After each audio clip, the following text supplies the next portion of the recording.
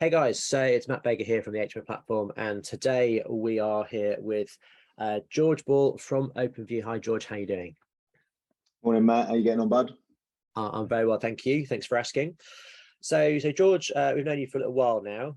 You've been starting to crack into some really nice looking next level HMOs and co-living spaces. So before we get into that, tell us a bit more about yourself, your background, and OpenView. Absolutely. So OpenView, house builder, developer, investor. My background is more regarding the land and planning side. So I'm very much the front end, Matt, finding the deals. 1 in 3 deals we'll retain ourselves. So what I mean by that is we'll build out ourselves. The other 2 is we have a business which relies on cash flow. So we trade, once we obtain the planning, we'll then trade that on to other would-be developers. Based out of Surrey, operate home counties, Surrey, Berkshire, Hampshire, East Sussex and West Sussex. Anyway, there's some decent land values, but with that comes their own challenges. Okay, so challenges. That's a word I like to hear, because a lot of people, when they listen to interviews like this, they want to know all the good stuff, the sexy stuff, like what went well. But I think people really want to know some of the challenges. What was the biggest challenge, etc. We'll come to that a bit later on. But before we get into all of that stuff, you came to us a while ago because you were interested in doing some good quality HMOs. So what made you shift from all of that kind of trading of land, developing of land, to doing HMOs? This is a bit of a shift.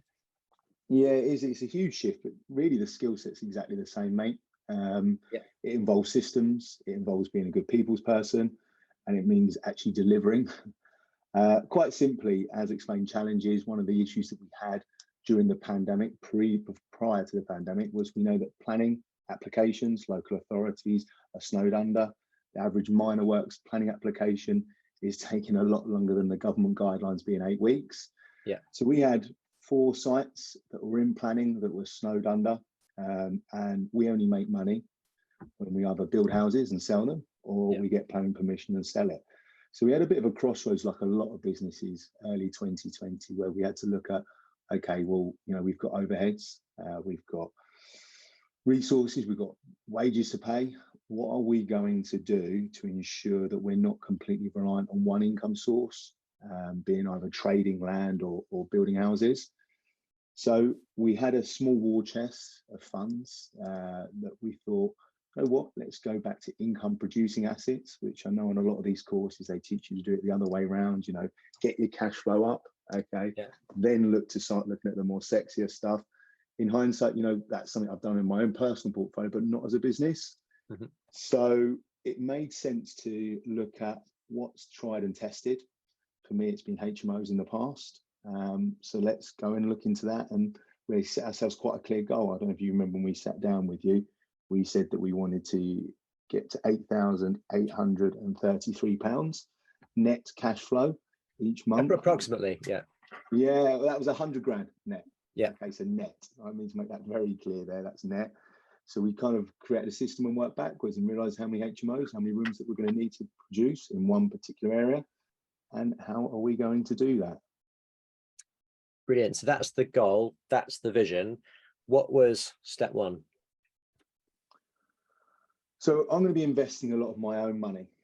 Okay, so if I invest in my own money, I'm going to spend an exorbitant amount of time, effort in researching an area, a product as well, because as we know, the co-living space, HMO space, is quite a wide space, okay, in terms of quality, and determining what works well and aligns well with our values as well as a business.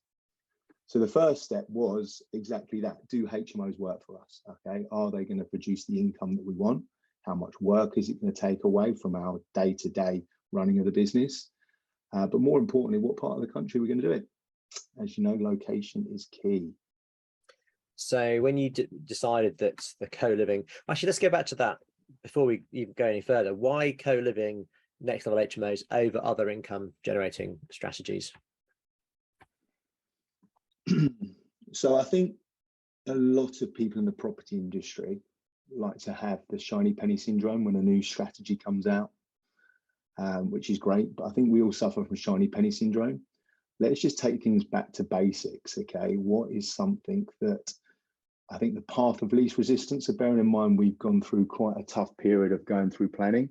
So I wanted to take that away. Okay, I want to get from 0 to 100 as quickly as possible. So for HMOs, converting residential buildings, okay, and converting them to under 6, okay, bedrooms, allowed me to do that in quite a timely manner where I had to buy the asset, convert the property.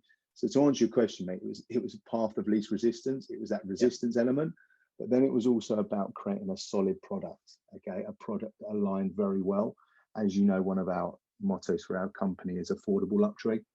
So creating a product that I believe that we wanted to offer 5-star affordable luxury services to the market, that I think the HMO market is something where people don't really look at it like that.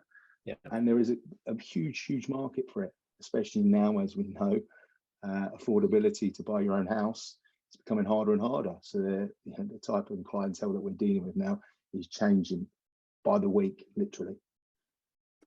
Yeah, brilliant. Obviously, that aligns very closely to our views. That's why we focus on it across the UK. So speaking of areas, why did you choose to invest? Well, firstly, where are you investing and why did you choose to go there? So look, there was a short list of probably 6 places that we were looking at. So bear in mind, I did live in Surrey, and that's the core of where our business was. And it soon became very, very clear if I wanted to achieve the goals that I wanted to, okay, being momentum investing, okay, so investing into a project, trying to recycle as much of that cash as possible, where possible, okay, it wasn't going to work in Surrey, unfortunately. So it meant I had to look further afield. The next challenge is then in terms of area is, as we know, we're working in a very hot market at the moment. Yep. So I needed to be able to build relationships with agents, to be able to view things, and to have my feet on the ground to be able to move quite quickly on opportunities. So we decided to move to Nottingham in January. We didn't decide to do that first. We had a pipeline of projects first, okay? Yep. But once we decided the East Midlands was going to be our area of investment, okay, it was right for the next 2 years, we're going to move up here and we're going to try and hit those goals, which is quite a big, audacious thing to do. But I'm very fortunate that I have a partner that has her own business and we don't have any children at the moment. So it was just an opportunity that it was a need for the job and a need to achieve the goal that we set out to achieve in the timeframes. Yeah, definitely work hard now and reap the rewards later. Absolutely. Yeah, no, that's amazing. So I know it was something similar that I did when I started moving up to the northwest as well. So as I said, I do appreciate how that can really move things forward. So those people that are thinking about whether they've got the choice where they could potentially move, it does speed things up. Obviously you're now in Nottingham, and so is that where you started buying, or are you now in multiple areas? So multiple areas, okay, but remember path of least resistance. Unfortunately, as we know, Nottingham City Council, which is a fantastic area for HMOs, has a blanket Article 4. Yeah. So I'm putting my developer's hat back on. I'm looking for the path of least resistance. So it was really just working a 45-minute radius from where we wanted to be based around where we thought we could buy properties, rent the rooms, and where there'd be demand for our product. So the first place we wanted to look at was non-Article 4 areas. Mm-hmm. And the reason for that being is exactly what I said, is that timepiece. Yeah. With that, though, comes its own challenges as well. The competition, the standard is a lot higher. So you have to create a product that really does stand the test of time. But more importantly, there's a demand for that piece. Brilliant. Okay, so non-Article 4 areas within 45 minutes of Nottingham. And there's quite a few of those. From people can go put a pin in the map and have a look around. So the first one that you did obviously is one that we looked at earlier this year. What was it that you found and how did you find it? Just on the market. Again, I would love to be doing the direct to vendor, which we certainly do, okay, but again, as we know, direct to vendor generally takes a longer period to be able to transact in theory, because it takes more than 1 meeting, 2 meetings, and they may not be initially motivated because they weren't thinking about selling. So this actually just came about from a Rightmove advert. We had a very clear criteria what we were looking for. We were doing about 10 viewings a week, and we would put offers on everything we went and viewed. So the house itself is, you know, what was it? 3-bed, 4-bed, terrace, detached? 4-bed semi-detached house, 1,400 square foot, built late 90s. So it's actually very good condition. Okay, which was one of the reasons why we decided we were going to buy it. And it worked. Outdoor space. We just look for, so put my developer's hat back on. We just looking for price per square foot. So we break things down really, really simple. I'm just looking for a certain size building, okay, at the right price per square foot, and then working out how I can remodel the internals, or whether we're going to add additional square foot, whether we're going to go up into the loft, or whether we're going to do a rear extension. And did you do any of that, any kind of major structural works on this one? Yes, the plan was to do some major structural works. And this is what we're talking about, hurdles. We decided at the time that we were going to do a rear extension. Which therefore meant, unfortunately, where the property is built, okay, half of the property is new build. And what I say half of it is new build is they built half an extension. So they built another half to the house back in 2003, which therefore meant I lost my permitted development rights to go out the back, which is unfortunate. So we had to submit a full application. So the initial, as you remember, our first application was we were looking to convert a 4-bedroom family house into an 8-bedroom, 9-occupant property. So which meant that one of the rooms was going to be dual occupant, double occupancy, which required a planning application. Unfortunately, the road that it's in is a very nice road. It's a cul-de-sac, and people have lived there for many, many years. You can imagine one of the things that I did learn, which is something that we should have implemented, was you can imagine that someone's just bought this house and straight away they see a planning application for a 4-bed house for 9 occupants. A lot of people almost fell off their seat. And we got 16 objections, which therefore meant it went to committee. Unfortunately, at committee, although it was put forward for recommendation, the politics element, 2 councillors were opposed to the idea of HMOs, as they had preconceived ideas, Matt, that the HMOs are a drugs den and etc., and the sort of noise and the riffraff and the parking, which is the furthest thing from the truth. And we had to reassess. So what was the reassessment? So we had to move quite quickly. The plan B there was that it always worked for us as a 6-bedroom without doing the new build works, which meant we saved on the build costs, meant that we moved through quicker, and we did that under permitted development. So 6 bedrooms, 6 occupants. Okay, well, it's interesting here because committees are very emotionally driven. And because it's interesting that a planning officer will recommend it for approval, because they're supposed to be the ones that are obviously doing the work, the majority of the work on behalf of the committee. So in reality, they really should be accepting their recommendations. So are you planning to go back and appeal it to get that bank it for future? Probably. Or is it something you just thought, now it's done, we're going to move on? You know what, Matt? It's something to know that it's always nice to know that it's something in your portfolio you can add to at a later date if needed. I'm more keen at the moment on just moving on to the next project. Okay, so rent those rooms out. Okay, at least we know there's an opportunity at a later date that I could do a rear extension under a planning application and add another bedroom. So it's good to know that, and it's good to know your numbers, so I know what a bedroom's worth to us in terms of evaluation. It makes perfect sense doing that at a later date, but in all honesty, mate, it's on to the next. Move on to the next one and get the cash flow, because that's your goal, isn't it? So you just get that £8,833 net per month. You need to keep moving through those projects. You're talking a good 6 to 8 projects, so it's on to the next, on to the next, on to the next, and then settle and reassess.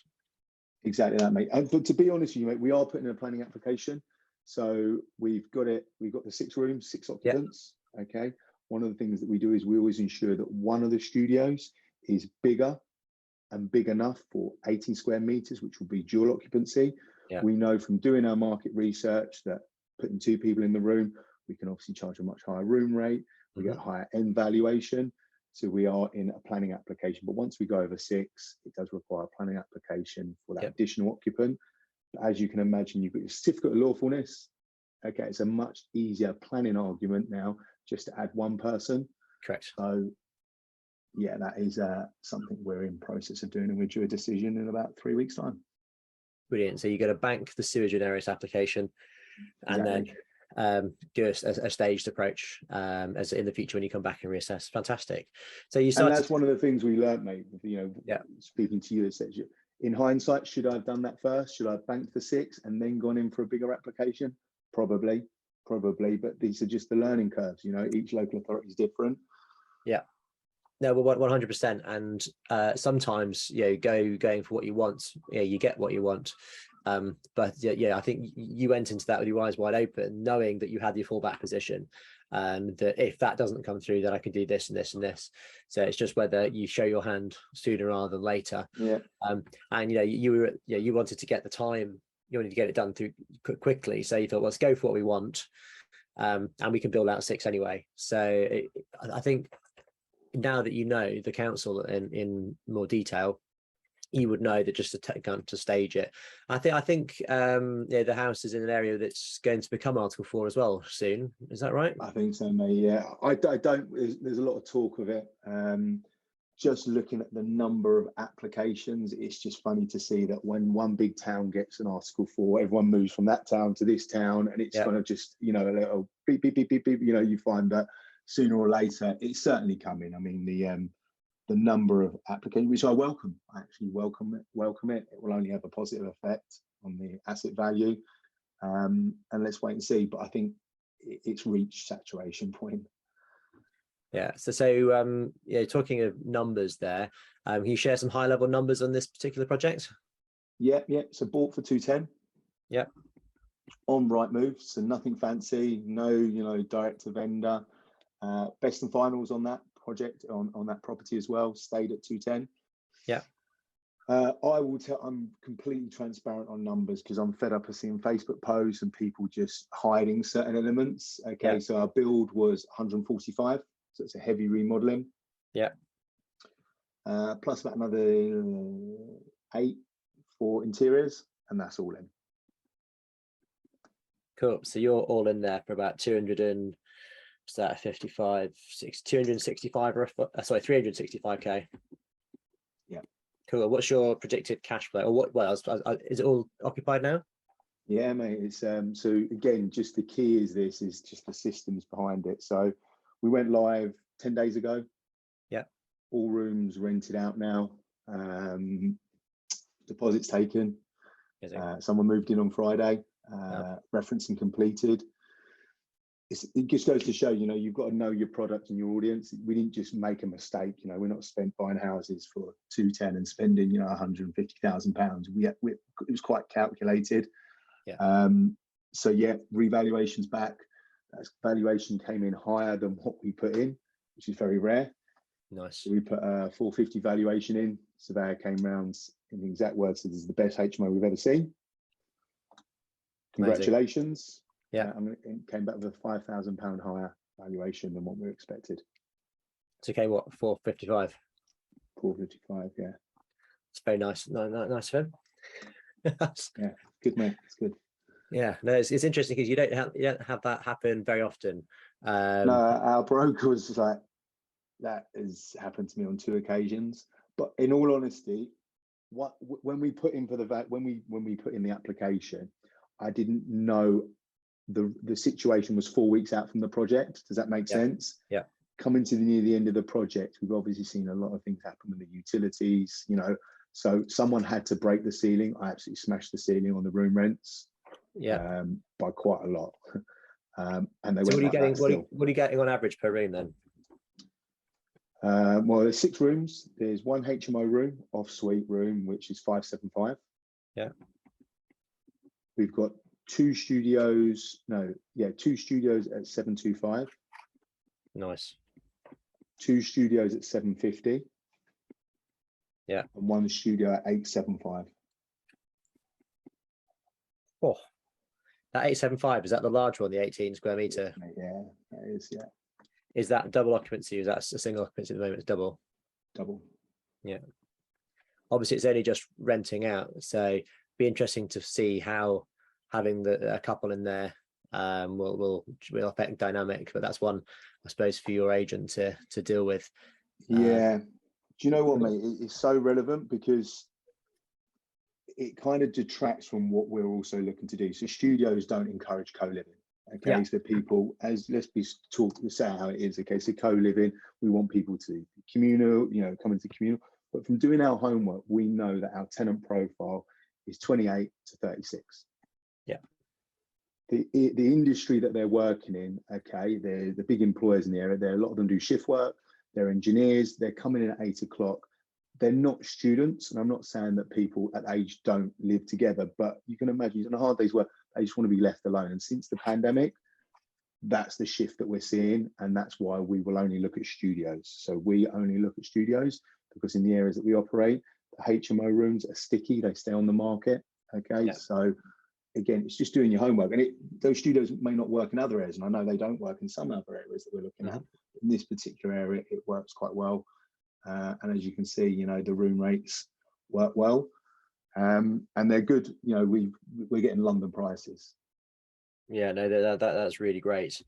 Really, really nice numbers there. So after all of the costs, how much does that leave you with cash flow? Your projected cash flow for the property? It's a net, and that's me going through, your procedure, putting money aside. I think it's about 1,750, 1,800. Nice. So obviously month by month will be slightly more than that, but you put aside money for maintenance contingency, so that when something goes wrong, it's not an unexpected cost, which is great. That's 1,750. Amazing.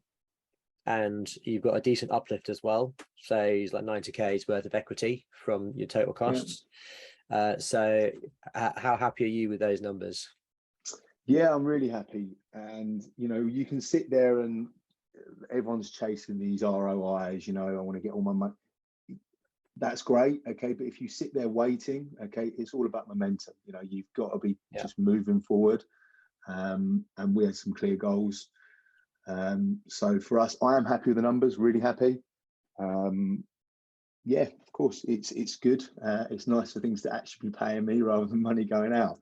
Because as you know, these projects are very cash intensive, constant invoice paying, and need more money for this and need more money for that. So it'll be nice when that money comes in. I was going to say at the end of this month, it's going to be a very nice day when those first lots of tenants move in, and that money starts coming through. And I imagine your remortgage is still to complete, but as soon as that's done, it's get that cash back. Happy days. Absolutely, mate. Yeah. So it'll be a really smile good on your day, face mate. Already there. Yeah, it will be. It'll be a really good day. I mean, look, the project's gone to plan. Okay. What I would say about it is we put the work in though for it to go to plan. So we were very methodical in our approach, our tender packs. Bearing in mind we're working in an area that I don't have any relationship with any principal contractors. Yeah. So that was a process of interviewing a lot of contractors, putting together a very detailed specification, program of works, and really following a system. And we managed to bring the program in within 16 weeks. So again, that's a heavy refurb done in 16 weeks. In fact, it was just over 16 weeks. The original program was 16 weeks, and we had an issue with magnet kitchen, so it was closer to 17 and a half weeks. But you can't complain about that from start to finish. It's good. No. It's good. And it's about putting the systems in for us was the key thing, because you can always improve every project now. So the key part for us was we want to run systems where I don't have to be that heavily involved in this side of the business. So it's just replicate. Yeah, I'm gonna say you've done that first one now, which means that you find all the pinch points. So I suppose on the refurb bit, then you've obviously done loads of work in getting that team in place. Did the team delivered? Were you happy with what they delivered? Absolutely, yeah. Any major hurdles on the build side? Anything that was like? Of course, there's always hurdles. you know, our pre-dev works, our pre-development work, I could always enhance a little bit more, I think. So moving, you know, everything works on a bit of paper, Matt. Everything works on a bit of paper. Okay. Exactly. It's when you get the challenges of the reality of construction, okay, is which really tests you. And that's when you've got to, you know, have procedures in place. There's always going to be things that don't go that to plan, and just, you know, variations. So what are your variations, procedures, and act quickly. You know, we have a motto in the business: when something comes in, act within 24 hours, because it's holding the program up. And our biggest cost to our business and to these construction projects is time. No ifs, buts, maybes. Just get the decision done, move it forward, and just keep moving the program.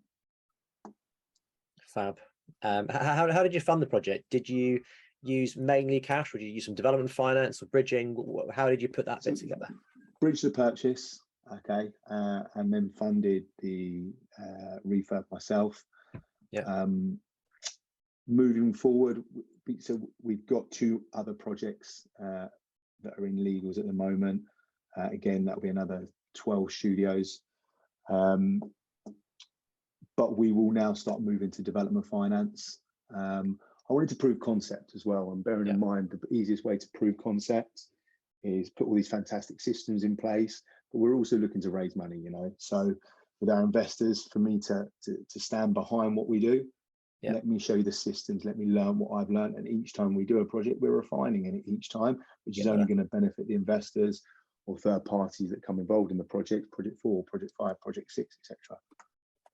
Fantastic. So you're already scaling. So you've done 1 from beginning to end, and then now you're scaling up. So you're buying 2 at the same time. Is it in the same same city or different area, or have you moved? So, same city, mate. Same city. It will be the same city, but we have capacity. This city probably has capacity of about 36 units, and then I'll start becoming my own competition. So it would make sense that we're going to look further afield. But again, I think in this industry, bigger's always better. I don't know if we're all egomaniacs or just like the sound of just saying that we're doing a bigger project. But the projects now, now we've got the systems and we've got the teams in place, more than 1 team. We will probably start looking further afield, but more importantly, probably look at more commercial conversions, just because we can make the numbers stack a little bit easier. We're struggling to get the resi numbers to stack at them currently. Whether that will stay like that, I don't know, but it's just proven to be a little bit more challenging for us. Yeah, because obviously since you bought that one, prices have risen. So you're probably making money on day one when you bought that in terms of the actual resi price. But just doing some quick numbers here, just in that one town, doing your 5 or 6, you're just replicating that same project and you've hit your goal. So it's, I suppose, from your perspective, you've done so much work up front. It's now very clear how you're going to get that end result. Absolutely, mate. Yeah, absolutely. And that puts your mind at rest, doesn't it? To know that you've now got that level of certainty and the system in place. And it's now down to you to work that system. And always when you start something new, it's that anxiety of how am I going to do this? What's the roadmap? You don't know. You know, it's good to have an end destination, but you just got to start. Cool. And obviously, when you started this journey, we worked together for a few months to kind of get you moving. So what would you say was, how did we play a part, and what was the kind of I suppose the best output from that? You know, look, it's always good to look at opportunities and working with someone that's done it. Okay, so I know to build a house from ground up, and I know the cost of that. But what about the process behind converting an existing residential building to maximize the floor space? It was good just going through these opportunities with you and just saying, look, you know, Matt, how can we do this? What can we do here? Okay. And it was, for me, it was more around, because we're trying to create what we were trying to create, it was more around the additional square foot piece. So understanding the planning element, understanding where the best areas to add additional square foot were from your experience on past projects and what actually works in reality. Yeah, no, definitely. And I think there's also a bit of work on the systems and processes and seeing those. Bookkeeping was a big thing, wasn't it? You know, we had forgotten about that. Yeah, one of my big things was finance. So yeah, when you're running multiple projects, if you're not on point with your cash flow, you have big problems. Okay. Yeah. So it was dealing with someone that's got multiple projects on the go, that's managing, you know, various projects. How do I set that up? So we had a phone call with your bookkeeper. We made sure my bookkeeper, my accountant, was very fully aware of the different cost centers and how we set this up correct day one, rather than 4 projects along. Yeah, exactly. And I must call her the finance manager. I think she'll kill me if we refer to her as the bookkeeper now. So she's definitely our finance manager who deals with all of that. But yeah, it's been great to see the project come to the end, and I've looked at it on the video you've got, and we'll put a link to that here in alongside this interview. And I think it looks great. I think you've done a really fab job. How did you kind of do the design towards the end? You know, did you do that yourself? Did you engage someone to? Yeah. No. Unfortunately, I haven't got a creative bone in my body. We hired a fantastic interior designer that was worth every penny. Okay. And again, that's another thing people don't add is their professional fee costs when they're giving you these deal breakdowns. Yeah. What's your architect? What's your planning consultant? What's your interior designer? You know, project manager, PM fee. You've got to be honest with it. But what we paid for was worth double, because if you want big boy valuations, it's the details that count. Okay. Yeah. It's the details why these rooms rented in the speed that they did. So I could have left them how they were. Okay.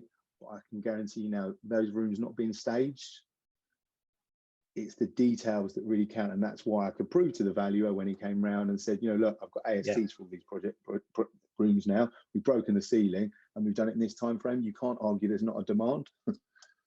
Yeah, no, 100%. And as I said, I think the project, it just goes to show that the whole idea of putting that detail in, putting that effort in towards the end is so worth it. A lot of people get to the end of a project and go, I'm so tired of this, I just want it finished. I don't want to spend an extra $5,000 on this or a couple of grand on that. But actually, that's the most important bit. You know, when you were digging foundations, people don't see that. You know, the valuer doesn't know that that's there. Obviously, it stops your house from falling down. But what you want is to maximize the end valuation, ASTs, and the finish. It's proving to one person, that obviously your valuer, that you can repeat this. And for a valuer to turn around and say, I think this is actually worth more than you've asked for, I think is a true result. I think that's a massive win. So congratulations. I think it's an amazing project, and for your first one as well. I think it's does everything you need it to. Yeah, I'm happy, mate. Very happy. So it's we'll be doing a few more HMOs, and let's see where it goes. You know, who knows where? I mean, the next thing for us will be that lifetime value of the client. So we already know in the areas that we operate, the reason why we can charge the room rates that we can is because there's not high standard of flats, and there's not believe it or not, it's one of the areas where new supply of apartments just isn't there. So that's sort of phase 2 into the lifetime value of those clients, is taking them from there to the commercial conversions, which will be more apartment based model. But it's really interesting that, and this is one of the things that the valuer that we had to showcase to the valuer, and it's probably worth something noting, is that we knew what. So let me give you an example, Matt. When people come around and view our rooms, one of the reasons why it sold so quickly, I believe, and why we had to show the demand to the valuer, and the reason why I knew these things is because we went and sat down with the valuer beforehand, so we know the questions and the things that they need to feel comfortable about. Interest rate hikes, demand, utilities, costs. We had to answer all those things in our valuation pack. Okay, so I had to put a well-presented case. One of the things that was really interesting, though, is that we know that to achieve those room rates, a valuer's main concern, especially in a recession, which potentially we're coming up to, is they're concerned, are you going to be able to maintain those levels? You know, 6 months, 12 months, once this nice shiny new box has a bit of wear and tear, is it going to maintain those levels? So we had to show how we save our clients, our customers money, being our tenants. And one thing we showed is that you looked at a 40 square meter flat, okay, in the location that we worked, which was a new build, was on the market at 825. Now, bearing in mind, we're charging $750 for 17 square meters. So we had to show, well, why would someone go for this when they could spend a little bit more here? Okay. And remember, it's the key pieces. We include all our bills. So there's nothing hidden.